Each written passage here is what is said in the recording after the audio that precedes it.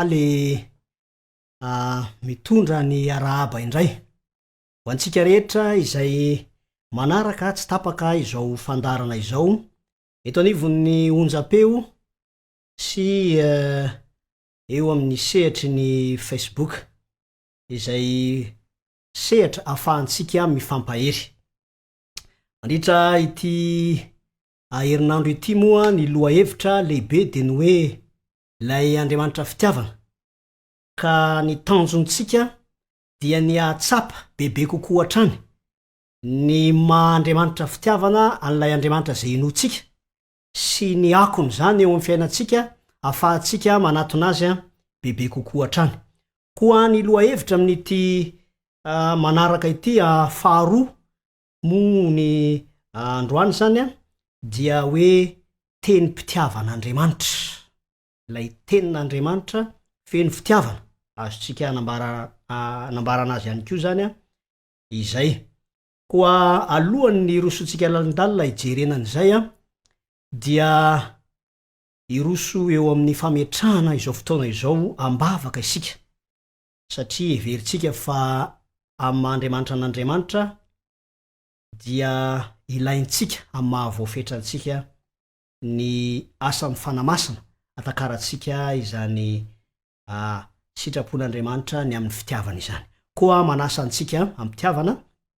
fa hiara ivavaka isika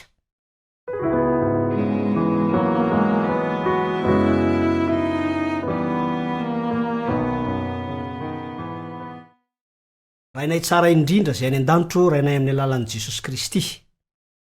isaoranay ianao hatrany ny tombontsoa izay nomenao anay ahafahana mijery amin'ny fomba izay mahafinaritra na de eo aza ny maha-olombelona sy tanteraka anay dia nataonao ny fomba rehetra ahafahanay mahatakatra bebe koa hatrany ny mahandriamanitra fitiavana anao koa amin'ity fotoana ity dioka mba hoekenay mandrakariva ny asan'ny fananao masina zay melo lalana ny teny rehetra dia ny teninao zany ary izany teninao izany indrindra tompo no hotianay ho hita ny fanehoanao zany amin'ny mahandriamanitra fitiavana anao koa apetraka eo ampelantananao zao fotoana izao ny anaran'i Jesosy Kristy amen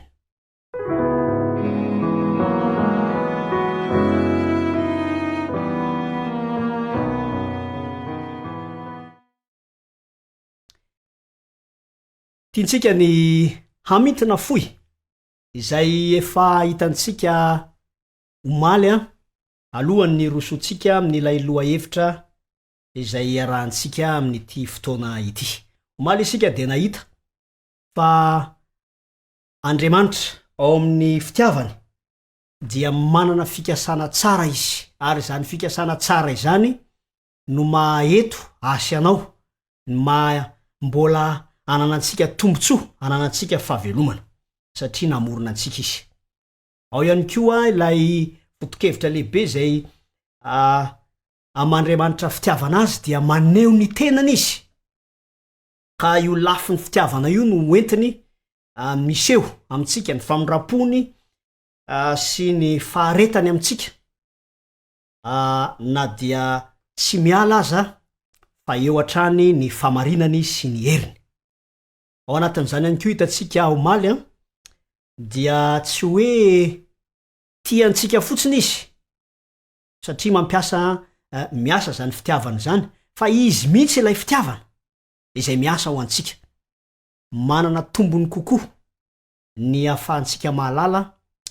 fa tsy hoe mampiasa fitiavana Andriamanitra fa Andriamanitra fitiavana mihitsy no miasa ho asy ho anao zava-dehibe zany satria amin'ity fotoana ity ary dia ho hitantsika taratra indray ao anatin'ny tenin'Andriamanitra izany mahandriamanitra fitiavana izany efa hitantsika tamin'ny omaly fa ny tenin'Andriamanitra izay naseho amin'ny hoe baiboly dia fomba anankiray izay nataon'Andriamanitra anatonana antsika na dia tsy afaka mahita azy mivantana aza isika noho ny fahalemena noho ny asa vokatry ny fahotana zay nampisaraka antsika tamin'ny ilay mpamorona antsika. Dia manao dingana voalohany Andriamanitra ary ao anatin'izany io tenin'Andriamanitra zay eny am-pelatanantsika mbola azontsika ifaneraserana amin'ilay Andriamanitra fitiavana. Fa andeha ho jerentsika ary fa ity tenin'Andriamanitra ity izay nentiny naharina izao tontolo izao, io lay nanatanterana ny fikasany. Salamo 3:30 ka ny 9 de ho ny teny izay hitantsika nataon'ny mpanao salamo manao hoe ny anaran'i Kristy, ny tenin'i Jehova no nanaovany ny lanitra ary ny fofonain'ny vavany no nanaovana ny amarony rehetra. Io tenin'Andriamanitra io izay manana ny mampiavaka azy manokana satria teny manana hery mamorona, hery famoronana. Ny hery famoronana ao amin'Andriamanitra mihitsy zany no nentiny tamin'ny alalan'io tenin'io namoronana izao rehetra izao. Zava-dehibe ho antsika izany satria maneho ny sitrapon'Andriamanitra, maneho ny fikasan'Andriamanitra amin'Andriamanitra fitiavana azy. Ka rehefa miantefa amintsika ny fahatakarana fa izany tenin'Andriamanitra izany no nentiny ny tiantsika nanatanterahany ny fikasany izay fikasana tsara, dia mahazo antoka kokoa isika fa tsy ivelany ny sitrapon'Andriamanitra izao mahizy antsika izao. Andeha ho toy izantsika, misy toko sy andininy anankiray indray izay ny mpanao salamo ihany no manambara azy manao hoe fa mahitsy ny tenin'i Jehova ary ny asany rehetra de matoky avokoa. Raha akambana zany izay toetrany ny tenin'Andriamanitra izay miorina amin'ny fitiavan'Andriamanitra sy ny fahatsarany dia izao: tsy mamitaka ary hita eny amin'ny fatokiny amin'ny asany rehetra. Efa tsapanao ve fa Andriamanitra rehefa miteny eo amin'ny fiainantsika dia tsy miovaova izy. Maharitra mandrakizay ny tenin'Andriamanitra tahaka ny toetrany izay mandrakizay. Ary mazana matoa ny olona tsy mahatsapa izany tenin'Andriamanitra zany eo amin'ny fiainany. Matoa ny olombelona mieritreritra fa mety miovaova izany tenin'Andriamanitra zany eo amin'ny fiainany, de satria isika no marefo. Ny fatra fahafahantsika manaiky izany atsarany tenin'Andriamanitra izany miorina amin'ny fitiavany no mety miovaova, de mahatonga ny fiantefana zany tenin'Andriamanitra izany ho lasa ohatrany hoe tsy tsapa, fa raha ny marina de mahitsy ny tenin'i Jehova. Mivantana amintsika zany, manana ny fiatraikany tsara ary manana ny ako ny ara-pitiavana tonga eo amintsika. Efa misy fotoana ve ianao mahatsapa? Fa rehefa mamaky ny tenin'Andriamanitra ao amin'ny soratra masina dia mahakasika ny fonao zany. Misy mantsy ny olona rehefa mamaky an'io tenin'Andriamanitra io dia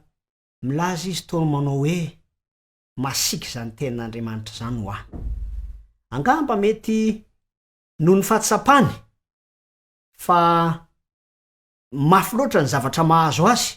na efa miandrandra ihany koa izy hoe fantatro ny aratsy ny zavatra nataoko ka azo antoka fa tsy maintsy ibedy ihany tompo, dia rehefa tonga tokoa ny tenin'Andriamanitra de toa ohatrany hoe karavasy. Andriamanitra rehefa mitondra ny teniny dia miorina amin'ny fitiavany antsika, ka anjarantsika ny matakatra ny alaliny zany ako ny tenin'Andriamanitra izany. Andeny ho jerentsika ny fanandramany mpanao salamo ihany makasika n'io fahatsapana amin'ny tenin'Andriamanitra io. Salamo 2:1 vakitsika amin'ny anaran'i Kristy. Zao ny fanambarana: ny tenin'i Jehova dia teny madio, taka amin'ny volafotsy voarendrika atao amin'ny memy, ka mitsorika amin'ny tany eny voadio impito. To makasary ny teny izany fanambaran'ny mpanao salamo zany, fa ho antsika dia hitantsika fa miaingatra any amin'ny fahadiovan'ny fon'Andriamanitra izay manambara ny teny ho antsika izany. Efa nandramana manokana moa ny mpanao salamo, ary zany mihitsy ny aneo izany fatsapana ny tenin'Andriamanitra zany am'ireo ataontsika hoe zavatra hita eo amin'ny voary afana matsapa lalindalina kokoa ny atsara sy ny fahadiovany zany tenin'Andriamanitra izany. Tena marina tokoa madio ny tenin'Andriamanitra ka tsy madio amin'ny fomba fanononana azy fotsiny fa madio miainga avy any amin'ilay fofeny fitiavana zay tia ny antefa amin'ny fontsika sy ny saintsika. Efa tsapa ve zany? Efa nanao fanandramana mafinaritra ny amin'ny fahatsapana ny fahadiovan'ny tenin'Andriamanitra ve isika? Sa rehefa eny amin'ny fiainantsika andavanandro eny de ohatrany misy tsy fatakarana izany tenin'Andriamanitra izany, mety noho ny mahavoafetratsika de tsy azotsika izany ka heverintsika fa ny tsy mitondra fanadiovana na ako ny tsara eo amintsika izany ka tsy sapatsika zao fanandramany ny mpanao salamo izao fa ny tenin'Andriamanitra tokoa dia madio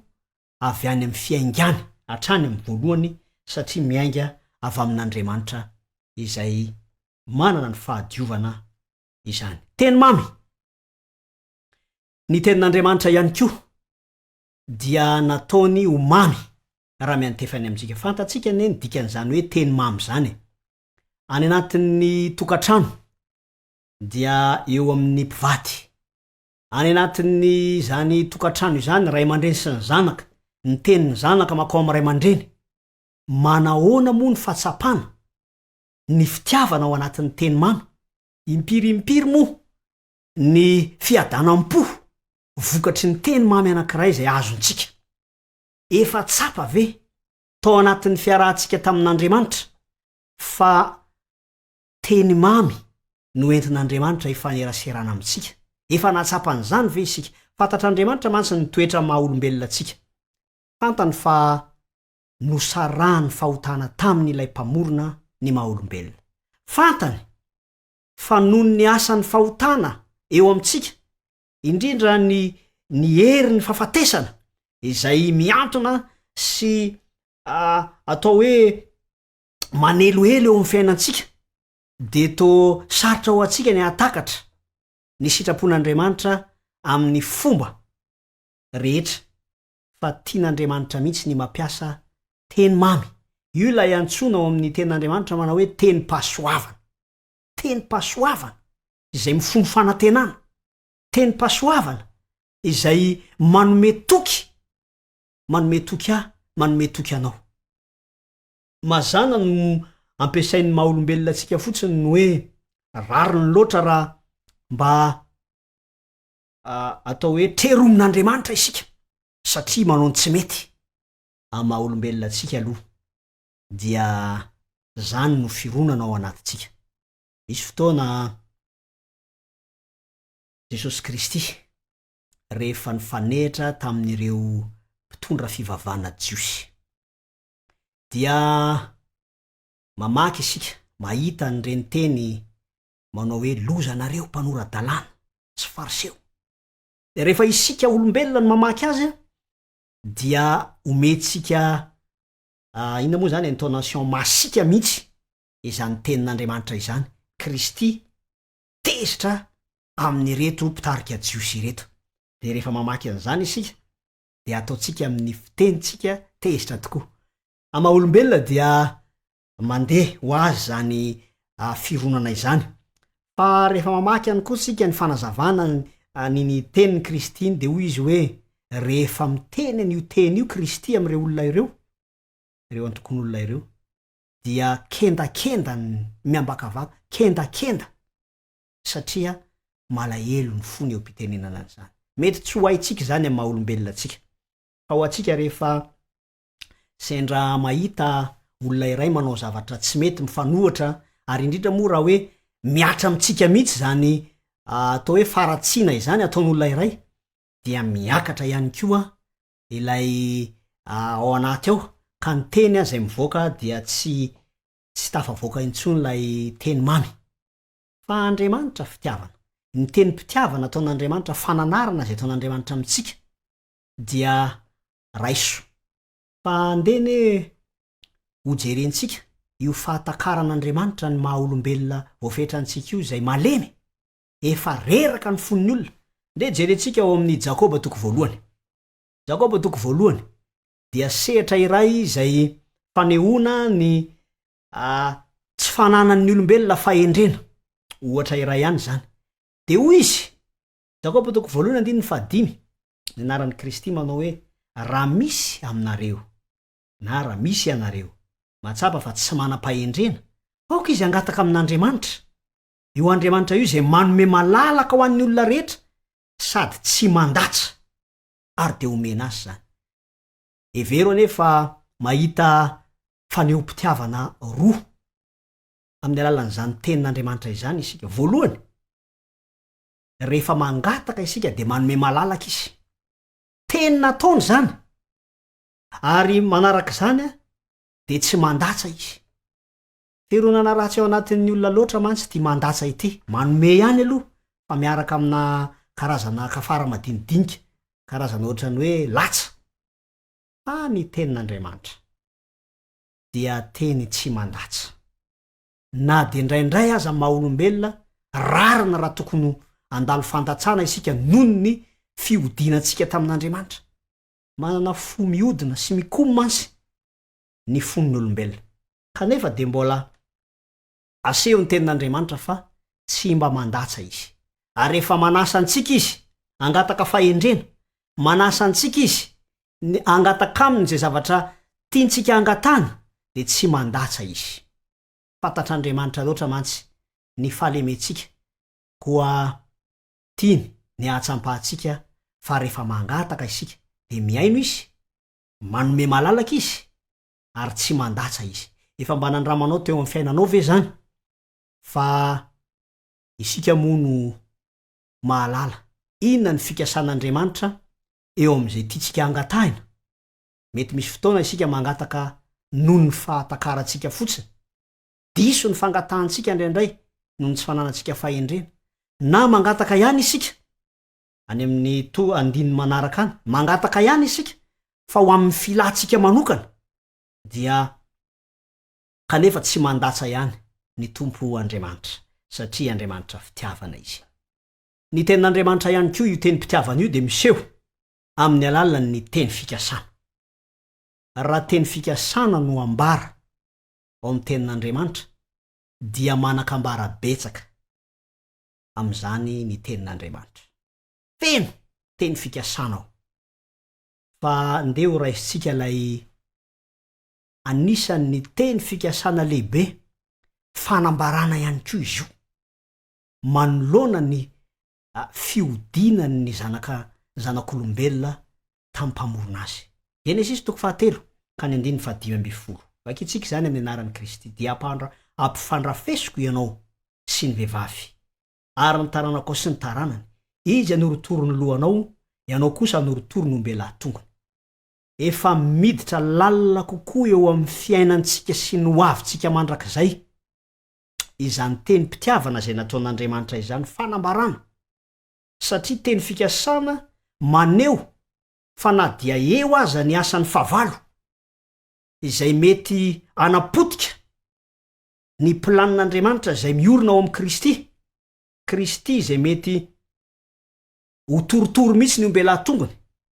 dia Andriamanitra ao amin'ny Kristy kosa anoritoro ny lohan'ilay menarano lay andriny zao tontolo izao ilay fahavalon'Andriamanitra fanehoana fandresena sahady eo amin'ity tontolo misy antsika ity teny fikasana manahoana ry no andraisantsika an'izany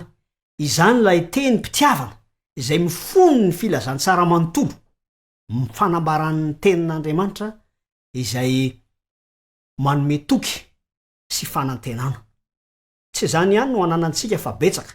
kanefa tiatsika ny iorina amin'ny alalan'izany tenin'Andriamanitra izany satria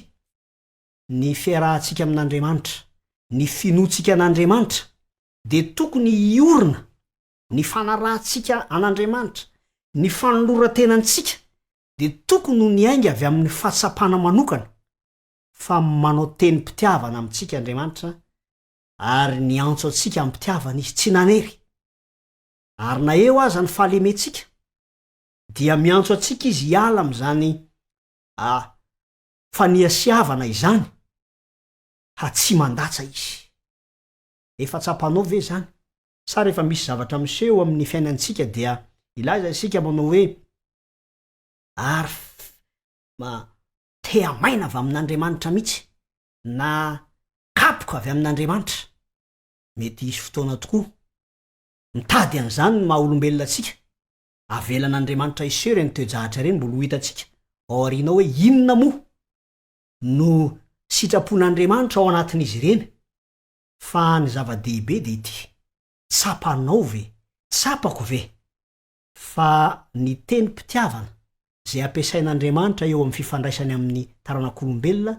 de natao anehoana ny fitiavana ary natao anomezana toky anomezana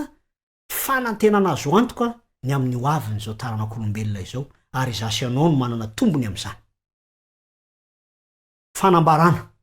misy fanambarana anankiray manokana izay fananian'Andriamanitra natao izay hitantsika ao amin'ny Jaona voalohany toko 3 izy io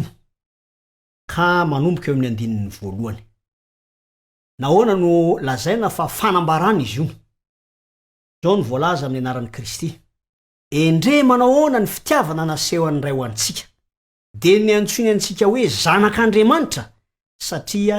sady izany tokoa isika ity teny ity dia to karazana fampatsiahivana satria noho ny fitotongana ny fitondrantena ny maha olombelona vokatry ny asan'ny fahotana mampanalavitra atsika n'Andriamanitra dia miasa ny fahavalon'Andriamanitra mandefa fotom-pisainana mandefa karazana teny izay azo antoka fa tsy teny mpitiavana fa teny maneso nefa fahavalon'Andriamanitra ihany no nampiditra atsika tamin'io tontolon'ny fahotana io ary dia tonga hatramin'ny filazana azy izy hoe tsy mendrika an'io zanak'Andriamanitra itsony ianao ary efa tsy zanany ary misy aza olona dia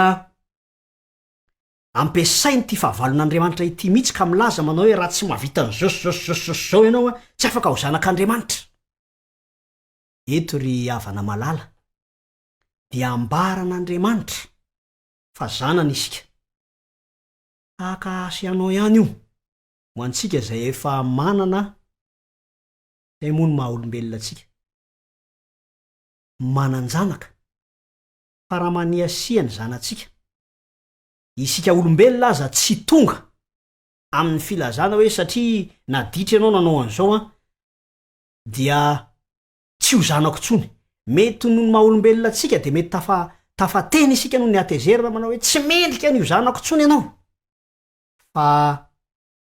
natao aza hoe misy olona iray noho ny tsy fakasitrahany intsony ny fifandraisany amin'ny zanany de makany amin'ny tribonaly mihitsy izy esorony tsao amin'ny bokim-pianakaviana ny anaran'ny zanany anankiray de tsy nilaza mihitsy zany fa tsy naterany io zanany io tian'Andriamanitra ny ilaza amintsika amin'ity takariva ity fa nanota isika naniasi isika ary misy fotoana aza ao am-posy ao an-tsaitsika ao manda sy mikomy amin'Andriamanitra mihitsy fa ambaran'Andriamanitra alohany ny anaovany antso amintsika mba hiverina aminy mba ahafahany mametraka atsika indray homendrika ny mahazany atsika de milaza izy aloha manao hoe noho ny fitiavana izay asehoan'ny ray ho atsika de antsoiny isika ambarany fa zanak'Andriamanitra isika ary tsy hoe zao zany vo tanteraka zany maha zanak'Andriamanitra zany fa efa zany isika sady zany tokoa isika zay nambarany tenin'Andriamanitra sao manko noho ilay fanambarana teo de manao hoe sika efa teraka hatramin'ny voalohany efa tsy zanak'Andriamanitra mihitsy efa zanaky ny devolo mihitsy sika fa mba hatsona fotsiny tsika io zanak'Andriamanitra tsia zanak'Andriamanitra isika fa noho ny fahotana de isika nanalavitra an'Andriamanitra ary efa manana planina tsara ho atsika izy efa nambara tam'ilay teny mpitiavana teo aloha teo zany. Ilay teny fikasana ny amin'ny hoavy feno fandresena. Feno fandresena sy azo antoka satria fandresena ny fahavalo. Ka raha misy mampisalasala anao tao anelanelany tao, nieritreritra fa tsy zanak'Andriamanitra intsony noho ny fahotana, hanala antsika, ampisaraka antsika amin'ny fahotana ny planin'Andriamanitra, fa aoka ao anatin'ny fotom-pisainana mahazanak'Andriamanitra no anekentsika izany drafitra afanavotana izany. Satria tian'Andriamanitra ny anambara amintsika fa ny fitiavan'Andriamanitra no nentsony antsika isaraka amin'ny fahotana zay nanasaraka antsika tamin'io Andriamanitra fitiavana io. Tsapanao ve zany? Hitanao ve zany? Sa isaky ny manao fahotana isika dia na ny anaiky izany fahotana izany ary tsy vitantsika. Ka rehefa tsy mahavita miaiky ny fahotana moa ny olona, ataony ahoana ny ho tonga amin'ny fibebana marina? Fa misy aza olona dia manao hoe alao kapon'Andriamanitra mihitsy aloha izy fa tsy hiverina amin'Andriamanitra izy rehefa tsy voakapoka. Aoka ho fantatsika ry hava-malala fa tian'Andriamanitra ny antso atsika, tsy vokatry ny kapoka, tsy vokatry ny antery, fa vokatry ny fahatsapatsika ny fitiavan'Andriamanitra atsika. Ny statut misy atsika dia zanaka, farasanatria isika, diso lasa lavitra loatra amin'ny fotom-pisainana asesiky ny fahavalo, dia mety hieritreritra isika ho toy ny mpikarama fa tsy zanaka. Ary mahafinaritra ny fomba namerenany rainy tao an-tsain'ilay zanak'adala ny fotom-pisainana dia zay saika nahazo azy, satria rehefa nody ny saina io zanak'adala io dia zao no tao an-tsainy hoe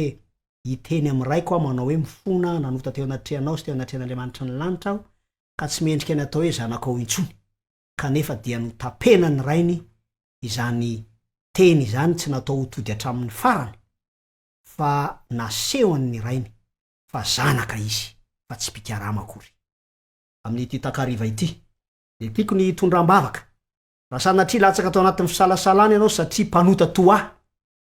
kanefa manana ny drafim-pamonjena isika. Ny teny mpitiavana zay efa nentin'Andriamanitra ny fandray tamiko sy taminao, zay efa nampiasainy tamin'ny mpanao salamo, efa nampiasainy tamin'ireo patriarika fahizay, ary nampiasainy tamin'ireo izay ny faneraseran'Andriamanitra, dia tiany atao amiko sy aminao ihany koa. Te hiantso anao izy amin'ny teny mpitiavana, teny izay tsy mandatsa fa teny manambitamby, teny izay miantso anao tsy hoe mankasitraka fahotana izy fa tiany mpanota. Ary toy ny fanambarana anankiray izay manao hoe tahaka ny alala ny fankahalan'Andriamanitra ny fahotana no itiavany ny mpanota, eny mihoatra asa ny itiavan'Andriamanitra asy ianao. Koa hoentintsika ambavaka izany, apetrakitsika amin'Andriamanitra mba tsy ho fomba iray izay mbola ampiasainy fahavalon'Andriamanitra indray hanasarana antsika amin'ilay raitsika, satria Andriamanitra mihitsy no nilaza tamintsika fa izy no raitsika ary isika dia zana. Ivavaka isika.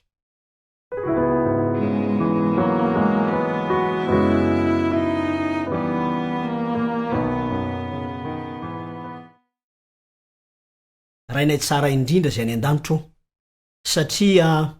nasehonao fa rainay amin'ny alalan'i Jesosy Kristy ianao, ary izahay dia zanakao amin'ny alalan'i Jesosy Kristy. Eny, efa izany tokoa izahay. Matetika loatra noho ny falemena sy ny fahotana dia asesika ilay fahavalo ao an-tsainay fa tokony ho toy ny mpikarama izahay, ka miasa mafy, miezaka manao an'izao sy zao mba ho tonga zanakao. Misaotra anao izahay fa fanambarana lehibe ilay teny mpitiavana izay nasehonao taminay tamin'ity fotoana ity, ahafana mahazo antoka fa zanakao izahay. Ka noho ny faniasiavana aza dia efa nomaninao ilay drafitra ahafana manasaraka anay amin'ny fahotana. Tompo, ataovy tsapanay fa fitiavana, ary amin'ny mahazanakao anay no antony entsonao anay tsirairay avy. isaraka am'ireo fahotana zay malaky mahazo anay. Ampio izahay anaiky fa zanakao zay tsy tanteraka ny odina ary nanana faniasiavana mba hahafahanay andray ny fomba zay entinao manafaka anay, manasaraka anay amin'ilay fahotana zay hitondrany ny fahavalo. Koa ataovy zava-misy ao anatinay tompony atsapa ny mahazanaka ao anay tsirairay avy. Ary fahombiazana ho tratra ny tanjona satria raha ho avy tsy hoe am'raha lanitra tokoa ianao andray ny zanakao rehetra dia ao anatin'izany izahay tsy akanavaka. Tonona ny vavaka ho amin'ny anaran'i Kristy. Amen.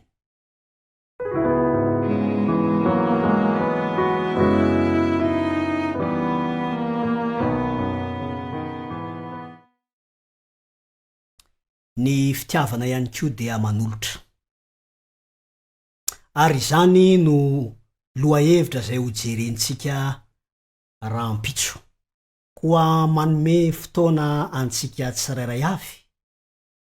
ho amin'ny izany lohahevitra izany. Andriamanitra manolotra, Andriamanitra fitiavana manome fanomezana. Mirary ny fahasoavana avy amin'Andriamanitra fitiavana ho antsika tsirairay avy. Mandra-pioana indray.